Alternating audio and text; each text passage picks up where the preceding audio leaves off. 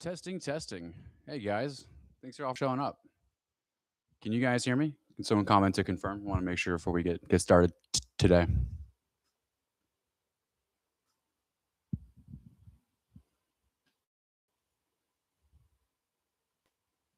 Perfect. Thank you, Bob. Appreciate you. All right. Well, I'm not gonna lie. Alex Karp's interview last night and yesterday morning that was going pretty viral is pretty topical for what I'm going to be talking about today. So I'm glad a presentation we started writing a couple weeks, well, a couple months ago, but put into production a couple weeks ago is relevant as of today. Timing, that kind of stuff is usually the hardest. So we'll go into more at the end. And please, if you have any questions about what Alex Karp was saying, CEO of Palantir, or any of that, please leave the questions for the end, and we'll go over everything you want to know and more. All right.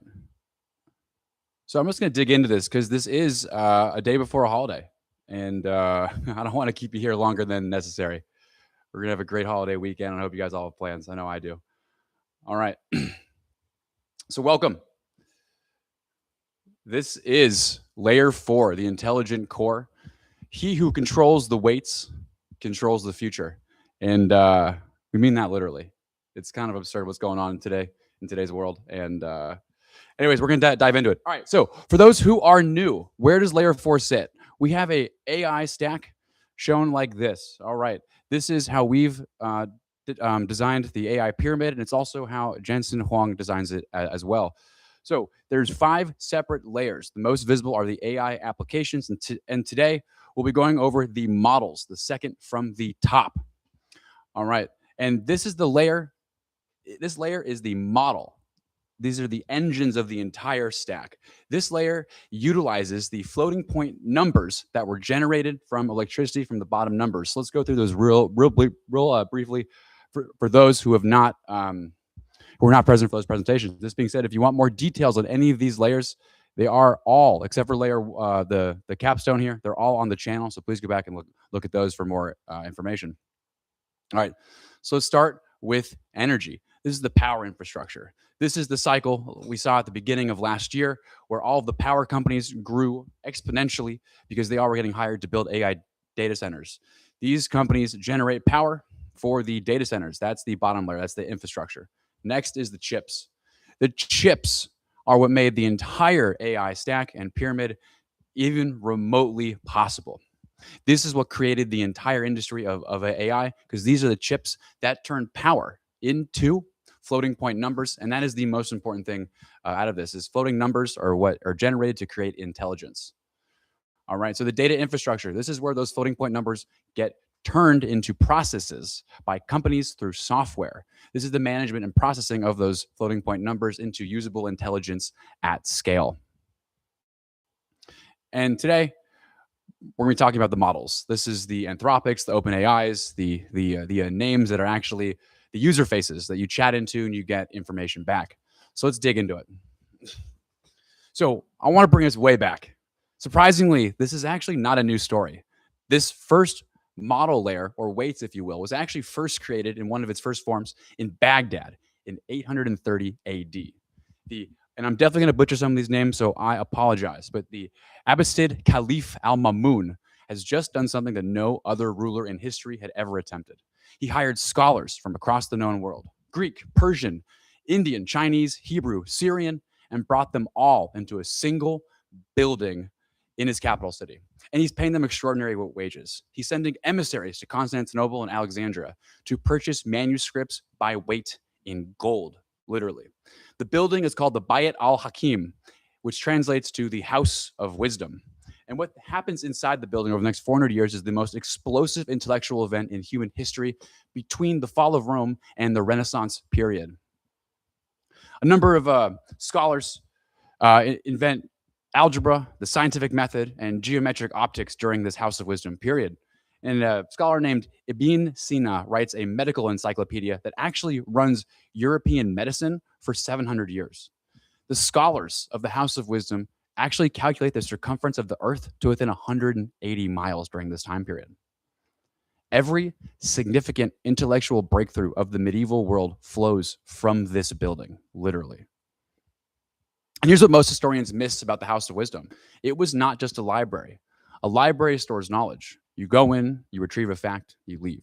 What Al-Ma'mun built was something different. He was compressing all of human knowledge from every civilization that had ever written anything down into a single system. And the output of that system wasn't stored knowledge. It was a machine for generating new knowledge. Granted, a manual machine, but a machine nonetheless.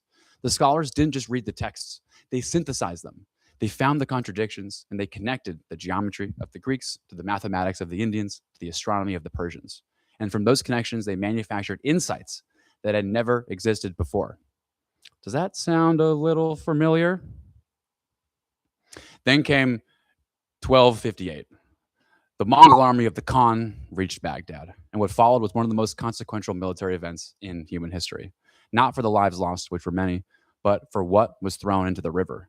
The House of Wisdom contained, by contemporary estimates, between 400,000 and 2 million manuscripts, mathematical proofs, medical knowledge, philosophical frameworks, and 400 years of compressed human intelligence. The Khan soldiers threw them all into the Tigris River, and historians and local experts, or locals who were there, said the water ran black with ink for 3 full days. The Islamic Golden Age didn't end because the buildings fell. It ended because the weights were lost. And I use that word deliberately, weights. In AI, the weights are the billions of decimal numbers that encode everything a model has learned from its training data. They are the compressed intelligence, the distilled output of the training run. When the Mongols destroyed the House of Wisdom, they destroyed the weights. The civilization that produced them never fully recovered. And today, 8 organizations on Earth are building the next House of Wisdom. And the question every investor in this live stream needs to answer is, who controls the weights this time? For 60 years, software worked exactly one way. A human wrote a rule, a machine executed it, and if the user clicked buy, a card would be charged and an email would be sent. If a temperature exceeded a certain threshold, a trigger would be alerted. Deterministic, precise, and completely incapable of anything it wasn't explicitly told to do. The House of Wisdom scholars would have found what we do baffling. They built systems that generated new knowledge, and we built systems that could only follow instructions. Then, in 2017, Google published a paper titled "Attention is All You Need," 12 pages, and it's actually the most cited computer science paper in history. It described an architecture called the transformer, and it solved the problem Al-Ma'mun's scholars solved manually. How do you make a system that doesn't just retrieve knowledge, but synthesize it and generate new answers? The transformer made software into a reasoner. And before you would ask for a poem, the program crashes. That wasn't in the rules. It didn't understand how to do that. But after you ask for a Shakespearean sonnet about your portfolio with specific investment recommendations, and it delivers it in seconds and accurately. Well, maybe not the investment decisions quite yet, but it's getting close. This is categorically a different and novel new machine. Every answer a frontier model gives you didn't exist 5 years ago. It wasn't retrieved. It wasn't looked up. It wasn't manufactured. From the same compressed knowledge base that Al-Ma'mun spent a nation's treasury to assemble, except the 2026 version contains everything ever written by every human ever and encoded into several hundred billion decimal numbers. And they didn't pay their weight in gold for them. Jensen Huang puts it precisely. Software went from deterministic code to generative reasoning. For 60 years, software was a tool for automation. Today, models function as a digital mind, capable of adaptive reasoning, context comprehension, and autonomous decision-making. It's a huge difference. The House of Wisdom took 400 years to compile its knowledge base. And GPT-4 for OpenAI was trained in a matter of months on a corpus larger than everything the House of Wisdom ever contained.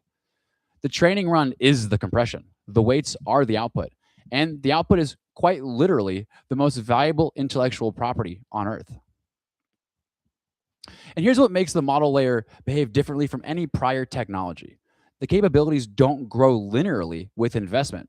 They scale according to laws that researchers now call the scaling laws. Double the compute, double the data, double the parameters. But the model doesn't get twice as smart. It gets exponentially more capable each time. And here's what's fascinating and what stopped engineers in their tracks after every model release. At specific scale thresholds, models suddenly acquire capabilities they didn't have at smaller sizes. The ability to do multi-step logic reasoning, the ability to write working code from a verbal description, the ability to pass the bar exam and the medical licensing exam simultaneously, these capabilities emerged.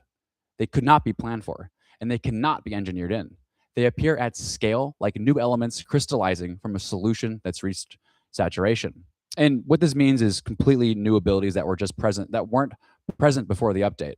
And a real example to contextualize this for you guys is Claude 4.5 couldn't reliably open an internet browser and extract relevant data. Well, Claude's Opus 4.8 could and still can.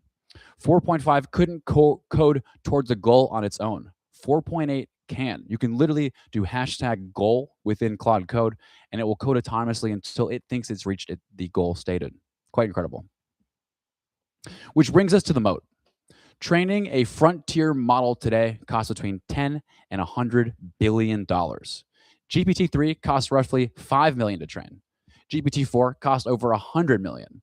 The next generation is being quoted at $10 billion and above. And again, this is important because the trajectory is not linear.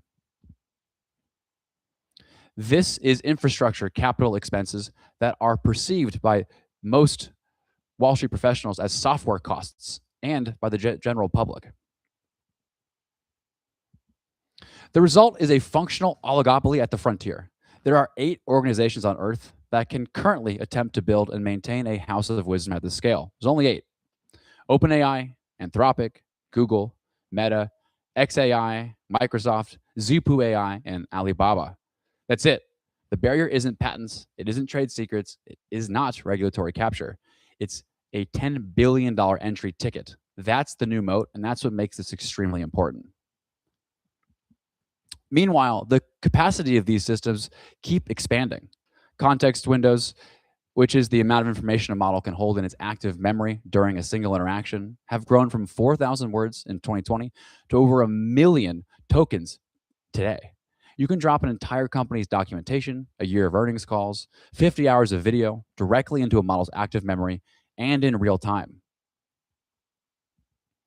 And Jensen Huang recently flagged the transition that will define the next 5 years. Models are moving from fast answers to thinking before they answer. Every model had one mode, immediate pattern matching. Modern frontier systems use what engineers call test time compute on hard problems. The model generates multiple internal reasoning chains, checks its own logic, argues with itself, and only then delivers a final answer. Before, you actually had to prompt the model for its chain of reasoning. Now it does it automatically. It's the difference between a clerk who pulls the nearest file and a partner who thinks through the problem and delivers you a solution. It's night and day difference. The compute budget you allocate to the problem literally changes the quality of the answer you get. This is industrial machinery for turning electricity into thought and judgment. Again, that's electricity into floating point numbers, into applications that deliver outcomes. And I want to bring you back to Baghdad. Because the reason China, Europe, and as of this week, South Korea are building their own model ecosystems. It's not just economics. It's not just technology competition. It is the memory of what happens to civilizations that depend on someone else's knowledge infrastructure. And the term for this is sovereign AI. And we've been talking about this for close to a little over a year now. It is the biggest trend because they have the deepest pockets. When the Mongols destroyed the House of Wisdom, the Islamic world had no backup, no redundancy, no sovereign copy of the weights. There was not a second House of Wisdom that had a second copy of all the scrolls. The knowledge was gone, and the civilization that had produced it could not regenerate on its own. In 2023, the US government imposed sweeping export controls on advanced AI chips. The stated goal was to prevent China from training frontier models. Essentially, you're cutting off access to NVIDIA hardware for China, and some people thought this would stop their AI development cold. Well, it's 2026. We know that didn't work. And many of you might remember, and also many of you may have profited from supermicro computers at the time. But it turned out a year or two later, supermicro computers is actually largely a front for getting NVIDIA chips straight into China. It just didn't work. They found a way. Chinese labs also responded by doing something the Washington policy community didn't anticipate. They engineered around the hardware constraint.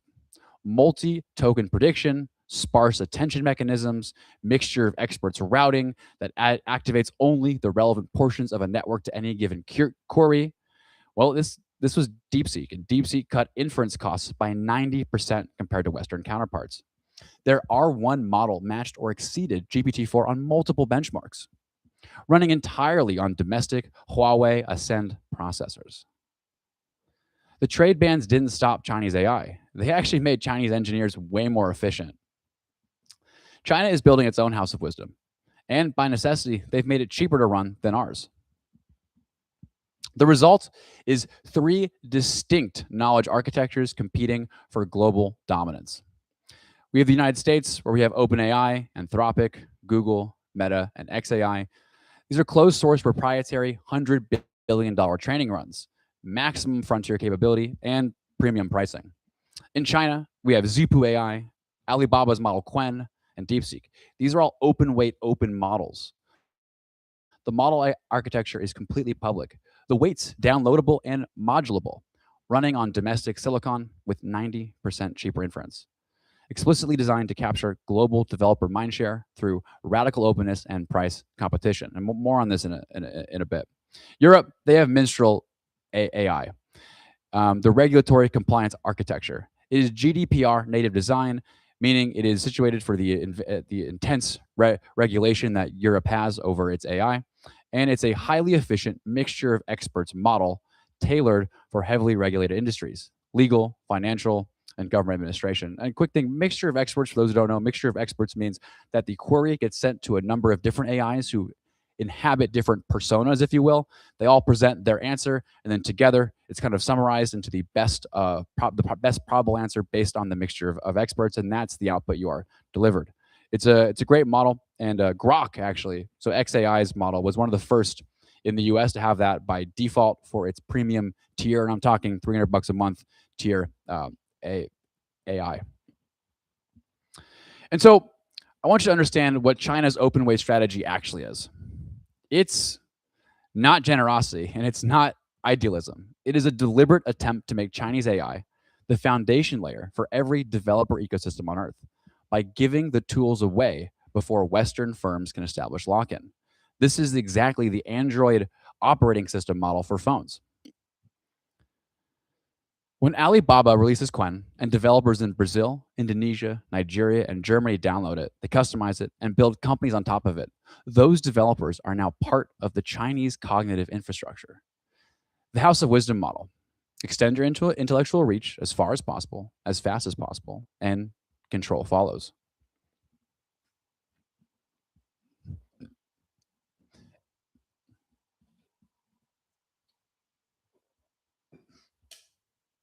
And here is where the geopolitical fault lines become permanent.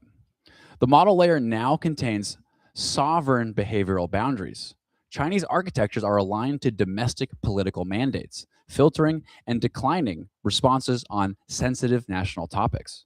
European models are built from the ground up for GDPR compliance and data sovereignty requirements. And American models, unsurprisingly, are optimized for capability and commercial utility. This is the single most important thing I will say today. When nations start making trillion-dollar decisions about which model systems they will allow to operate inside their borders, when they build domestic chips to run those models, specifically to avoid foreign dependence, and when they design behavioral filtering into the architecture at the foundation level, you are no longer talking about software. You are talking about sovereign cognitive infrastructure. This is an entirely new category. The model layer is the new geopolitical architecture of the 21st century, and the investment implication is direct. We are building the foundation of which thoughts are formed. It's essentially the schools we send our kids to. It's the public schools of software. Whatever is being used to build these models is how the information out of them will be arranged. And there's one more piece of the Baghdad story I want to tell you. Inside the House of Wisdom, there were two kinds of workers. There were the great scholars who synthesized knowledge and produced new frameworks. And there were scribes, hundreds of scribes, who copied manuscripts, formatted documents, organized texts, and made the knowledge accessible. The scribes were crucial until the printing press. And then, almost overnight, the scribe profession ceased to exist as a viable economic category. This is the story of a company you probably heard of 2 years ago. Its name was Clever AI Writing Assistant, and it raised $50 million. Well, it was built on GPT-3. It was $30 a month, 400,000 subscribers. Then, OpenAI updated to GPT-4. The update included native writing assistance, tone adjustment, document rewriting, and context-aware editing built into the base model and included in the base subscription price for everybody. The writing startups value proposition disappeared in a release note update, and they're not alone. OpenAI tracks usage from the companies that use it, and the ones with the most usage and highest margins, well, they seem to be features when the model updates next. The top trending interview on X yesterday and today was Alex Karp, the CEO of Palantir, going over just this issue on CNBC. The models keep track of your workflow and private data. The model companies see where the most potential is for impact and then use the data to build those things into future features. This is the platform trap, the thing that Alex Karp was talking about. And it is systematically destroying the application layer. A startup identifies a gap in model capability, builds a tool to fill it, raises money, and builds a user base. The model gets updated, and the gap is filled natively. The startup's differentiation is gone. This cycle has now played out in code generation, writing assistance, research summarization, customer service automation, data analysis, image generation, and video production. Every capability that was once a standalone business has been absorbed into the core model. This pattern has happened before, exactly once, and at comparable scale. 1994, Microsoft Windows. Bill Gates understood one thing with total clarity. Control the operating system, and you control every application that runs on it. Every feature a startup builds becomes a target. Every economic surplus flows upward to the platform owner. Applications that ran on Windows lived and died at Microsoft's discretion. The model layer is the operating system of the AI economy. The scholars of the House of Wisdom didn't compete with the building that housed them. The application of the model layer cannot compete with the models themselves. Meta's strategic pivot is the most important data point in this presentation.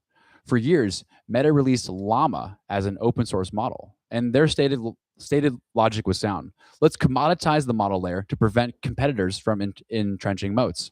Then in 2025, mainly silently, Meta formed what they called Meta Superintelligence Labs and announced something called Muse Spark, which is a closed source, cloud-only AI model which directly competes with OpenAI and Anthropic.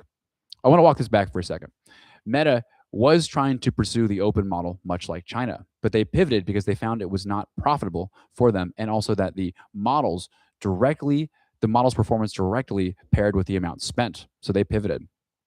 What's important is you don't reverse a multi-year public strategic commitment casually, because they had communities, companies, entire industries built around the open source of Llama, and they burnt all those bridges to the ground. All the goodwill completely burnt. They must have had a compelling reason. And here's what they saw when they studied the economics up close. The companies that owned the models, that held the weights, were capturing disproportionate value, not the companies building on top of them. The scribes don't own the library. The library owns the scribes. And Meta chose to stop being a scribe and start being a library. That signal is worth more than any analyst report you will read this year. OpenAI, $852 billion implied valuation. It's not public. Anthropic, $965 billion implied valuation, which is based off a round raised from Google, Amazon, Spark Capital. Again, not public. Minstrel AI, not public. XAI, not public, and was recently acquired by SpaceX. So for direct exposure to frontier model ownership, we have to wait for an IPO we have an idea. And the IPOs are coming. OpenAI and Anthropic have been in SEC discussions. And OpenAI is targeting $100 billion in annual revenue by 2029. And they are currently doing around $3 to $4 billion a year in revenue. When it prices, it will be the most watched technology IPO since Google in 2004, maybe since Microsoft in 1986.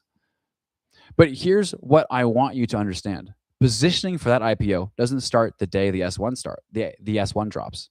It starts now, today, on the stream.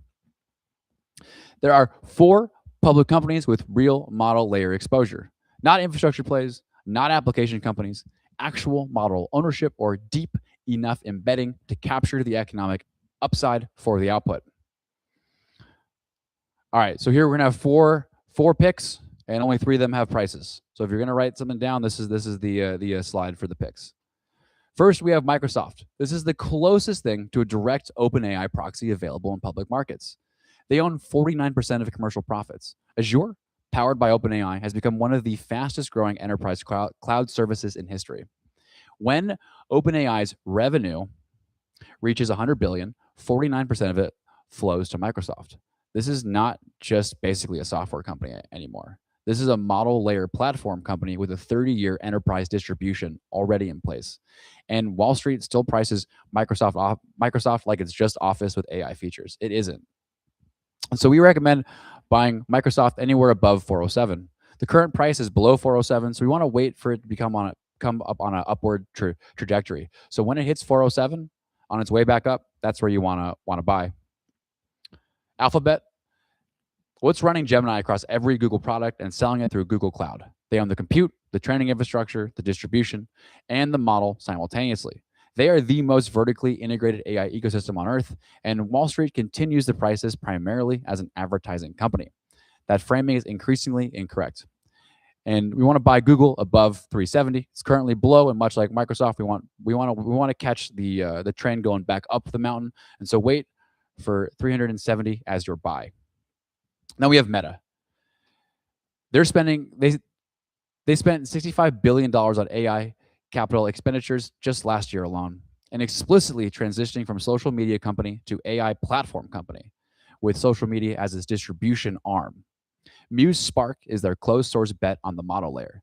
They have 3 billion daily active users as a deployment surface, and the distribution advantage is unmatched at any valuation. There's simply no one who has this many users. 1/3 of the world accesses the internet through a Meta-owned app. Crazy. And so for Meta, we want to buy anywhere below 640, and this is great too. Meta is not doing too well compared to its recent highs, and this makes it an excellent opportunity to buy because they will dominate. Last, we have Alibaba, the most underappreciated opportunity in this group, but also the most risky. The Qwen series is the world's dominant open-weight multilingual model ecosystem, and Chinese AI at a Chinese stock valuation discount. The geopolitical risk is real, and so you should, if you are to enter into Alibaba, you must size accordingly. So whatever your normal position is, do less. But so is the scale. And when we say size appropriately, we actually are not officially recommending you buy this stock. We do not like Chinese stocks. They do not behave like normal companies, maybe in the short term, but not over the long run. So if you really want exposure to a company outside of the U.S. system or outside of the U.S., this is the way to do it. But there's no official recommendation from us here. And here's our favorite position. And no one's framing this one correctly. It's NVIDIA. And not just for the chips, but for something else. NVIDIA is building something called NIM, the Neural Interface Models, a proprietary inference microservice stack. They are positioning themselves as the deployment layer for every model at every layer of the stack. If the model layer is the operating system, NVIDIA wants to be the firmware underneath it, the layer you cannot remove without the whole system collapsing. The chip business is what everyone talks about, and it is what they are largely known for. But the platform business may be a larger long-term asset. And for our most recent NVIDIA entry price, please refer to our monthly thesis document. We update that every month and is included with your digital creators and consumers subscription. And so here's a clean investment framework for layer 4 exposure. We have tier 1. These are the platform owners with public access. That's your Microsoft, Alphabet, and Meta. And the strategy is to buy on pullbacks or buy on the way up for Microsoft and Alphabet. You want to hold through the operating system consolidation phase, and these are the core long-term positions. The thesis is platform lock-in, not quarterly earnings. This is for the long haul. Then we have tier 2. If you want to diversify outside of the United States, that's Alibaba. Their Qwen open weight dominance is a genuine strategic asset, and it is used by a ton of developers who want to run models locally on their computer. I actually downloaded Qwen on my computer I use for AI. This being said, I don't actively use it too much because it was a little bit above my pay grade in terms of switching the weights up. That being said, if you're going to go this way, understand the risk and size accordingly. This is a calculated bet on the Chinese AI trajectory. And tier 3, which is pre-IPO positioning. The strategy here is to buy Microsoft at the entry point that we recommended. You're buying Microsoft partly as a proxy for what OpenAI becomes. When OpenAI eventually lists, you will already be exposed to its commercial success through the profit-sharing agreement. The House of Wisdom operated for 400 years. It was the cognitive infrastructure of a civilization. Everything that mattered, medicine, mathematics, philosophy, astronomy, all of it ran on top. 8 organizations are currently building the next one. 8 in a global economy worth $100 trillion annually. You know what this looks like in historical terms? Well, there were 4 railroad companies in 1880, 5 oil refineries in 1890, and 3 operating systems in 1995. In every case, whoever owned the infrastructure during the consolidation period built generational wealth, not because they were smart, but because they controlled the layer that everything else ran on. The consolidation of the model layer is happening right now, not in 5 years, right now. And unlike Baghdad, this time the weights cannot be thrown in a river. Let me put this in the clearest possible terms. Al-Ma'mun spent a nation's treasury to compress all available human knowledge into a single system. It took 400 years, and it produced the greatest intellectual leap of the medieval world. OpenAI and Anthropic did the same thing with all of written human civilization in a few months of training, and for $100 million. Producing a system that can manufacture new knowledge on demand for any user at any scale. The weights are civilization. The entity that controls the weights controls the cognitive infrastructure that everything else will be built upon. And I want to reiterate this. These are not software companies. I'm talking Microsoft, Alphabet, Meta. They're not, even though Wall Street keeps trying to price them as such. They are the infrastructure for the next giant leap in human economic development. The model layer is the mind of the modern economy. All right, I want to just put something in here really quick because you're not a general audience and I'm not going to treat you like one. You're digital creators and consumers subscribers. It's a twice a week tech deep dive with a managed portfolio of the 1% of companies that drive the most outsized returns within the stock market. And you've been reading us long enough to sit through so far a 34-minute deep dive on the model layer and actually track what we're saying. So you already know the research is good. That's not the question. The question is whether you want the rest of it. Here's what you don't have. We have digital leverage. This is our real money option service. There's only one rule we have. John and I both have our own money in every position. It's not a paper portfolio, and we show it publicly, actual capital.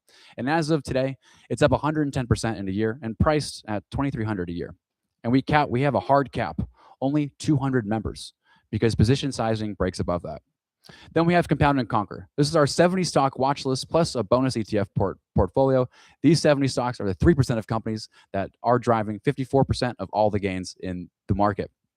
This is straightforward exposure to themes you already follow. And it's only $97 a year, basically free relative to anything else we publish. And then we have the Markman Quarterly. This is institutional grade research. And this one doesn't get sold publicly. It doesn't get mentioned on the website, and it exists only inside the bomb and nowhere else. And we did used to only sell this for $8,000 a year. The bomb is $5,000 a year total, and you're already at $1,200. The delta is $3,800 for digital leverage, Compound and Conquer, and the quarterly. when digital leverage retails alone at 2,300. The math really isn't complicated, but there's two things worth knowing. One, we do cap digital leverage at 200 members, and when it fills, enrollment closes, and a wait list will be added. There are only 70 spots left. And two, we do offer 30-day full refunds. If you upgrade and decide it's not for you, you get your money back. No form, no friction, just ask. You came here already understanding the thesis. The only question is how much of it you want to own. The Bomb is a small group of readers who are at the top of their game. They have large net worths, manage their own money, and are generally wary of brokers and advisors. They also get every new product or feature re-release first. They get to test it and provide feedback. And if this sounds like you, then you may be a good fit for the Bomb Squad.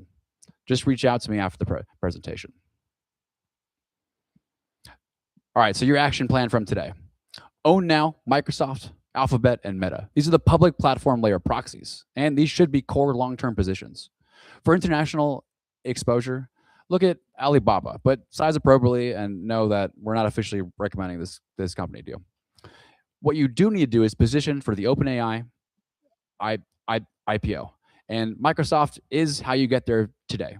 And after Anthropic and OpenAI IPO, we will have a recommendation on how to approach it, but we probably won't recommend buying the IPO, just like we did for SpaceX, even though those will be holdings in the long term. Understand, application companies are scribes, model companies are the library, and you want to invest in the library. Platform consolidation is happening in real time, and early positioning wins. The river runs black with ink for anyone who waits too long. Wall Street still prices these companies that hold weights as software businesses. They are not software companies. They are the modern house of wisdom, and this time it's backed by venture capital, hyperscale compute, and a geopolitical arm race, and sovereign pockets. The model layer is the mind of the modern economy. All right, guys. Well, I really appreciate you coming today. That's all I have in terms of our prepared presentation. I hope you enjoyed it. For me personally, I'm a big fan of history, and so anytime I can kind of bring something back to years ago when there weren't computers and find a parallel, I like to do that because for me it makes a little more sense when you compare it to analog things. Writing, synthesizing, any of those is much more easier to understand than electricity into a chip with 7 different acronyms, and then that turns it into floating point numbers, which then goes through a application owned by a various amount of companies that can get used to generate thought for visible applications through a model. That's a little bit more complicated. But when you take it back down to, hey, we paid for gold, we paid in weight of gold for manuscripts from all around the world and synthesized it over 400 years, that's a little bit easier to understand. And so please, if you like the comparison, let me know in an email. If you're like, hey, Joe, just dive back into tech only, let me know as well. But I really appreciate everyone today who showed up. And if you have any questions, I'll be here for as long as there are questions. And if there are no questions, well, I hope you go outside. Enjoy America's 250th birthday. So yeah, thank you for coming today. And we will send out a copy of the slides to all the DCC subscribers in today's email. And potentially the link to the stream as well. Depends on how long it takes to process the video within YouTube itself. So thank you, everybody. If you have any questions, please drop them in the chat. I am here for you. All right, Lena. So you're asking to clarify whether targets are where we should sell within, I'm assuming within the DCC portfolio. The answer is yes and no. So the reason it's yes and no is if it's one of the core thesis holdings, we do not think you should sell it ever, and most of those are left blank. But we do leave a couple of the targets in there for that way, so you have your own discretion of if you think you should hold it to that point or longer. We do believe in the long-term horizon, and we do live by the thesis. It's not timing the market; it's time in the market that will generate the most amount of wealth. But we do have targets on a couple of the plays that might be some of the weaker core holdings, and that's why we kind of leave it up to you to decide if you want to sell at that point or not. I I hope that helps. And if you have a specific stock, specific questions, I'm happy to answer it as well. Obviously, I can't give you direct financial advice. I am not an RIA, but I can talk about how the portfolio is meant to be used and how you should approach the different stocks we have. So, Lena, thank you for that question. I do want to talk a little bit about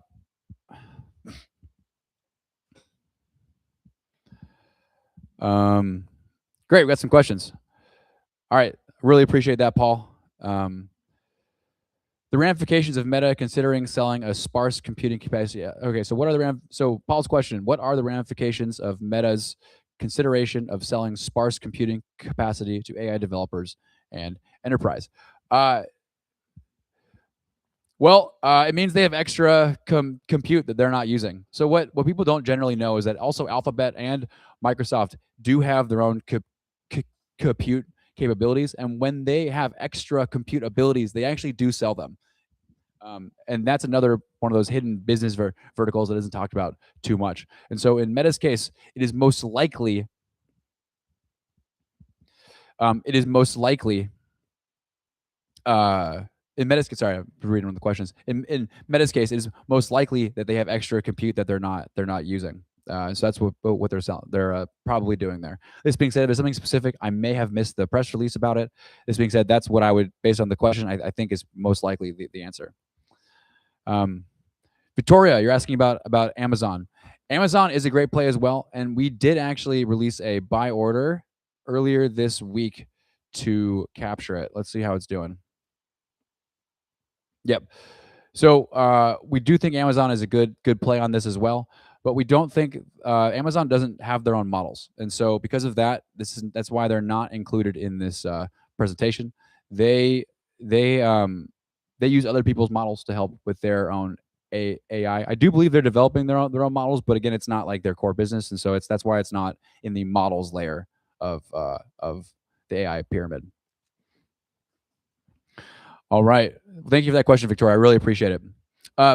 Bill, I'm going to jump to you for a second. If you already have everything and you're not automatically upgraded to the bomb, that is an oversight on our end, and I will have our fantastic summer intern, Ryan Silva, I'll have him reach out to you today, and we'll get you that upgrade. We'd love to have you a member as part of the bomb squad. For those that don't know, the bomb stands for the big old Markman bundle, the bomb, and we'd love to have you on the bomb squad, Bill. So we'll have you'll be reached out to a little later today.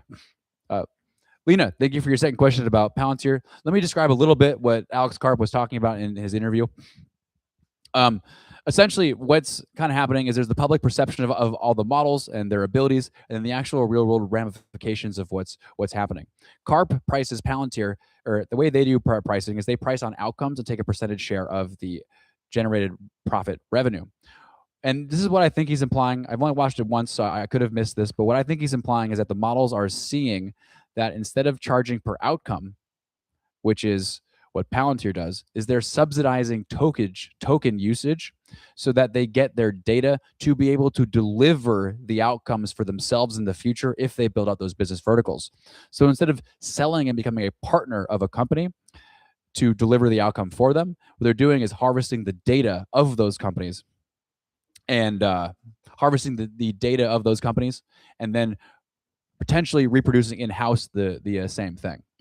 And great question how it impacts the DCC subscriber holdings. So we had talked this morning with our internal team about this because I was a little confused myself. And the reason it most likely won't affect, it might affect in the short term in certain terms of like a media sell storm. Like bears love any sort of negative news, but the reality is like a good example is Coca-Cola. I'm gonna use a non-tech company. Coca-Cola, they are using AI, but they're not. Their secret recipe of the whatever it is, the 76 herbs and spices and coca leaves or whatever it makes up the Coca-Cola recipe. They would not be putting that through an AI model, meaning they're not using their core intelligence or their core capability or their what makes them Coca-Cola. They're not putting that through an AI model. Because they don't want that secret out. And a lot of the large companies they don't mention this because it's not a sexy talking point. And they do want to be partners with Anthropic and OpenAI for a lot of their workflows and processes, but they're not putting their core competencies through these models.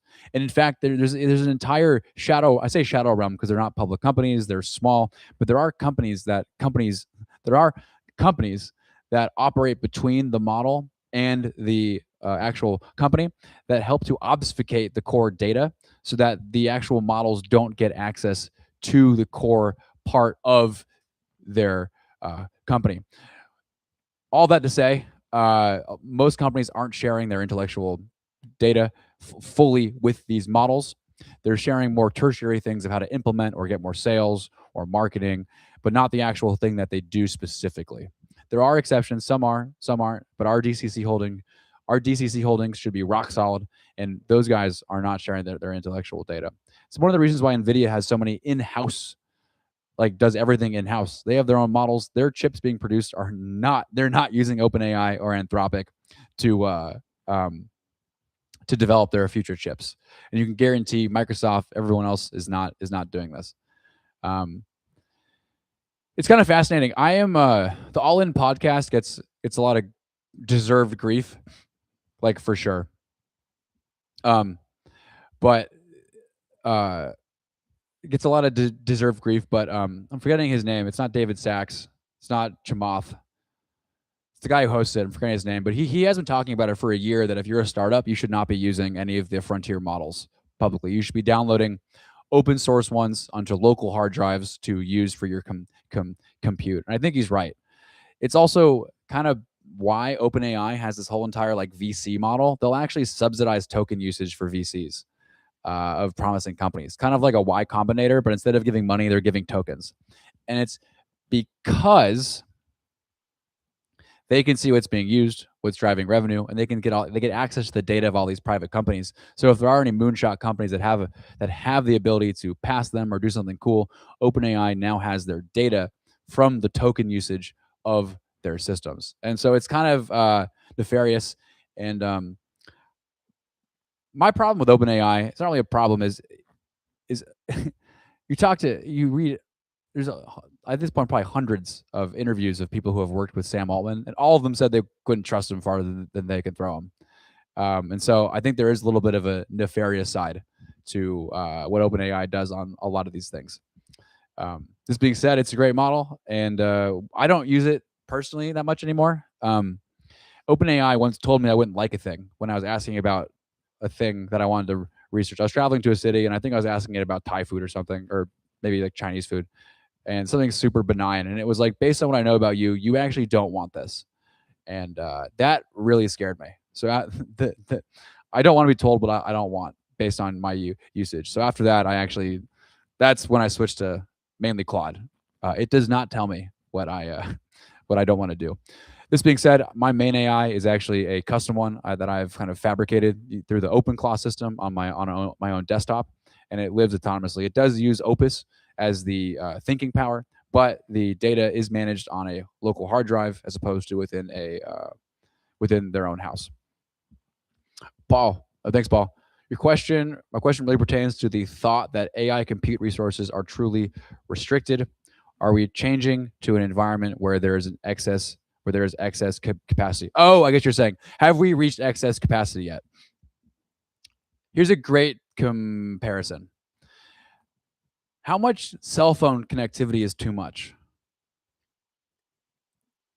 To answer your question is in the long term, no. There is some short term maybe supply where they haven't utilized supplies, but I think a real direct comparison is how much connectivity is too much.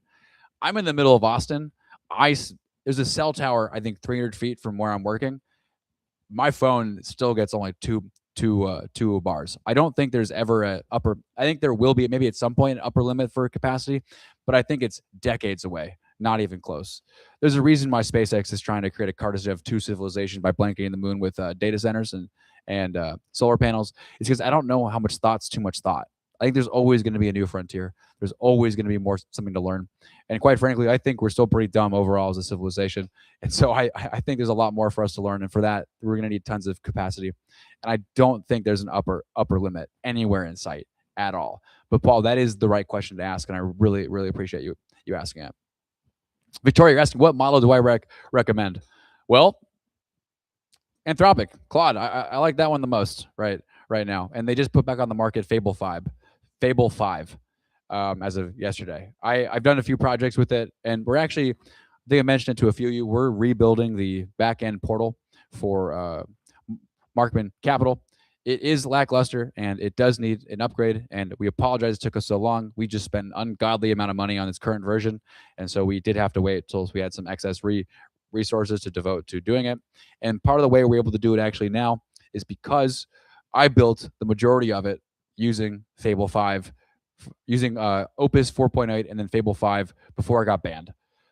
There's like 4 days where you were able to use it, and I did make most of it myself. This being said, we are hiring a professional to implement it, so it's not just me vibe coding.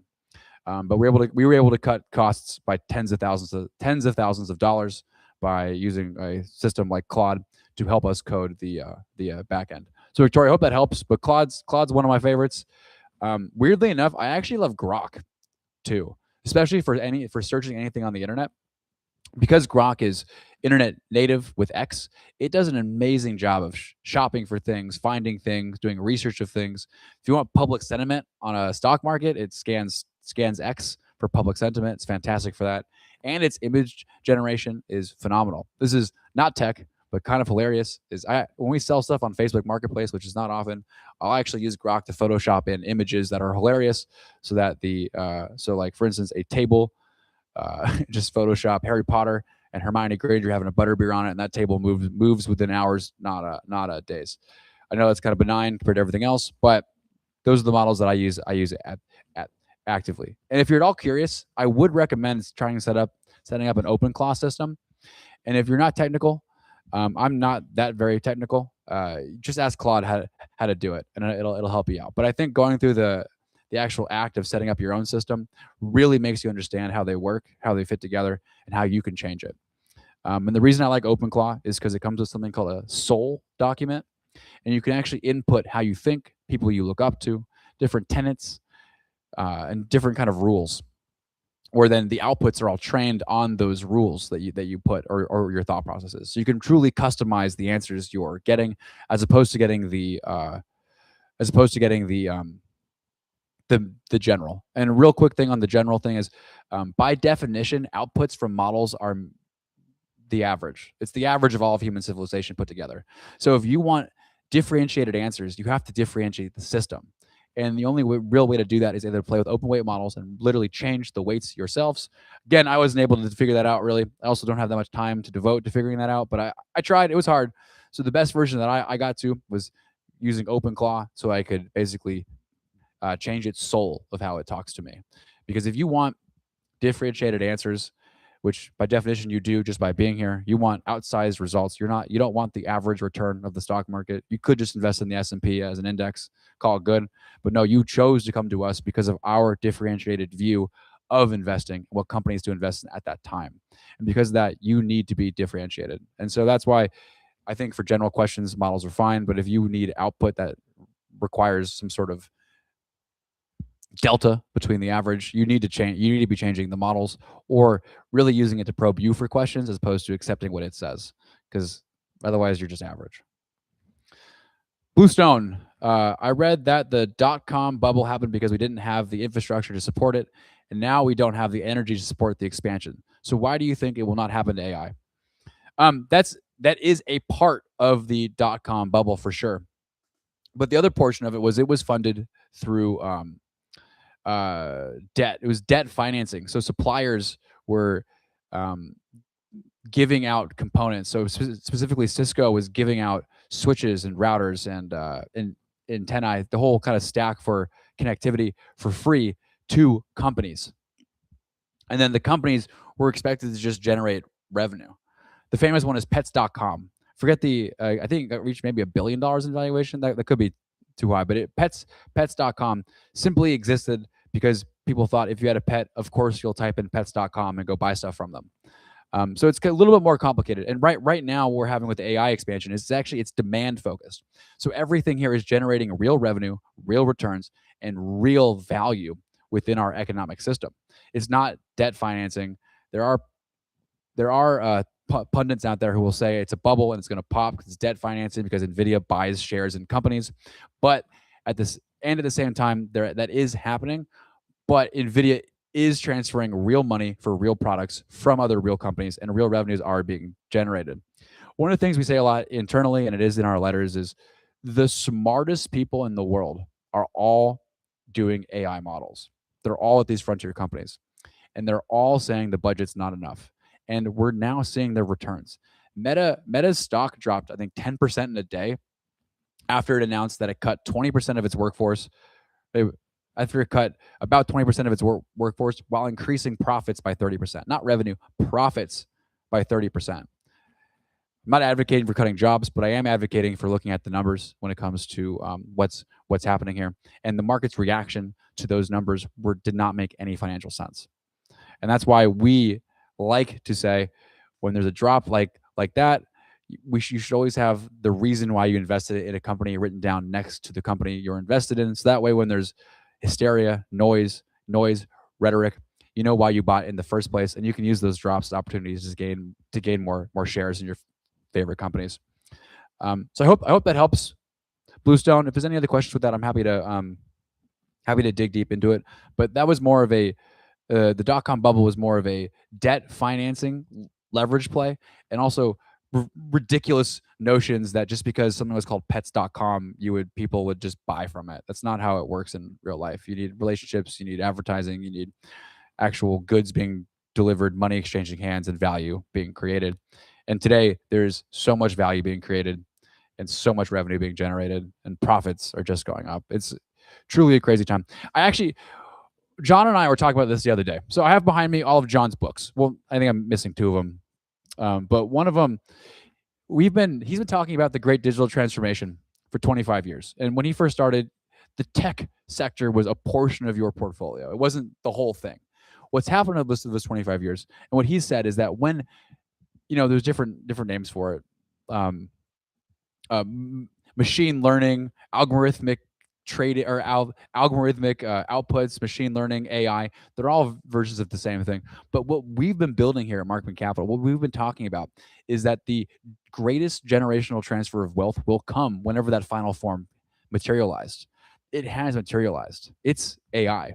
And right here is a book he wrote he published in 2017, meaning he started to write it in 2015, called Fast Forward Investing. And it predicted all of what's been happening in the last decade. And what's really crazy is it's hard to recognize, because we're talking about it and he kind of paused, is because it's hard to recognize when you're in the thing. That's the thing you've been talking about for 25 years. And we are in the thing, and real value is really being created by these companies. And we are seeing parabolic returns. I mean, stock prices are going crazy. And we view it at Markman Capital. Obviously, it can't go on forever. There's always corrections. Corrections are healthy, but we are not in a bubble. And we do see another 2, maybe 3 years of an absolute bull market just raging on. And so it's more important today to be in the market with cash than it is to be waiting on the sidelines throughout. And we think, and based on the actual 1999 dot-com bubble was pretty similar. As soon as we start getting AI companies with zero revenue but valued at like $1 billion and are publicly traded, or zero profits and they're valued at $1 billion plus and they're publicly traded. When we get like BS AI companies going public, that's when we'll start to see the bubble burst. And we're not there yet. We just had SpaceX. Pretty real company doing real things. That being said, was it priced appropriately at the entry? Maybe not. We will have a recommendation on SpaceX closer to around September. But OpenAI, Anthropic, they haven't even gone public yet. And as soon as those guys go public, you'll start seeing more of these companies coming out. And that's kind of what we foresee. We do have time. We have a couple more years, and we do really want to push. I really want to push. You should be in the market, not out of it. Hey, Blanche, good to hear from you. So what are we doing about energy and cooling capacity for data centers? Great question. Well, we did just add Vertiv a little while ago, maybe a week and a half ago. Vertiv is our play on that now. There's a little Also, Quanta Services, we entered into that in last September. But Quanta develops the the energy services and the connectivity of power to the data centers. So we love Quanta. It has gone up almost 70% since our last entry. So we recommend for some sort of pullback before entering into that. And for Vertiv, let's see how close we are. We're actually underwater by 7% right now. So I think right now would probably be a pretty good time to get into Vertiv. But that's how we're thinking about cooling is Vertiv. The capacity part is interesting. They can't build the stuff fast enough, and so it is growing and expanding in industry. There are a few companies in that, but we think Vertiv is the winner of that one. And so, just a little bit of backup is what we like to do here is, it's easy to have a 70 stock portfolio to say, hey, buy these things. What's hard is to have a concentrated 20 to 22 stock version of that is actively imagined. And the reason it's hard is because we try to find the winners of each section and then invest in the winners, because usually the winner is the one that'll have the outsized returns within that sector. And so instead of giving you a smorgasbord of 3 or 4 companies to invest in, we try to find what we think is the best one within that sector and go with that. And for us, that's Vertiv for cooling. I hope that helps. Thank you, Blanche. Really appreciate you. Real quick, and this is just for Blanche here. I know you scheduled a call with me later today, so I'll be giving you a call a little bit later about that. Thanks for doing that. Really appreciate you. Well, guys, I really appreciate everyone here. Thanks for showing up and staying for a full hour. It means a lot to me personally, and I love doing these. I just got a new office at the beginning of June. You can probably tell it's a real backdrop as opposed to my bedroom. So thanks for that. And we're really excited for the future here at Markman Capital. We are seeing a lot of positive growth on the front of the for new people actually finding us. Believe it or not, it is hard to be found in this industry. A lot of noise. And so we think we've just started doing that. And so you will probably be growing a little bit soon, and really appreciate every single one of you. If you ever have questions, comments, concerns, or if you want us to talk about any topics specifically, happy to do that. And thanks so much. I hope you have a fantastic July 4th weekend. We'll talk to you soon. Bye.